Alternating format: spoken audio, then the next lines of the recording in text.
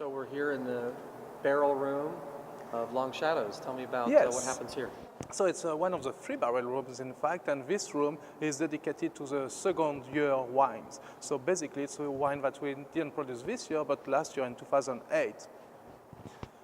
We, by that time, have already blended each one of the different wine we produce for the different vintners, and they just sit right back until they're going to be bottled. We do some racking in the meantime, but they sit there, and each brand, each winemaker has a preference on when to bottle. So some people bottle after 18 months, and for Chester Kidder we go all the way to 30 months in oak before bottling.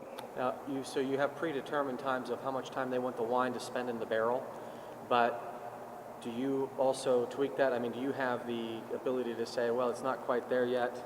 Since you're here on site, would that be part of your role? Yes, and for sure they rely on me to look after their wine, and if I think it's not quite ready to bottle, then I would of course talk to them and then decide on what we should be doing and why is it not ready to bottle and what not. So I'm always in very close communication with, for not only bottling but for crushing and fermentation and everything. We are always talking very closely. Yeah. What's your philosophy on doing barrel tastings in terms of, do you taste over time to see how the wine's developing? Some people think they don't want to get too much air on the wine. Yeah, that's true, and every time, actually I try to minimize tours with barrel testing, because every time you open the bung, the cork basically on the barrel, there is oxygen getting in, but every time I come back and top the barrel, so it's always full. So there is a minimal oxygen anyway. And a barrel itself, the wood is very porous, so there is micro-oxygenation occurring through the wood anyway.